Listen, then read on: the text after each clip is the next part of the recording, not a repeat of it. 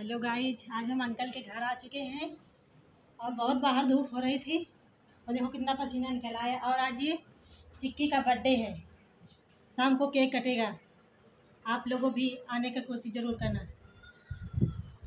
ये हमारी प्यारी रैबिट है, इसका नाम है चिक्की। हाँ, इसका आज बर्थडे है, केक कटेगा शाम को 7 बजे। हाँ, इसीलिए सभी लोग ज़्यादा से ज़्यादा संख्या में आने का कष्ट कर रहे हैं।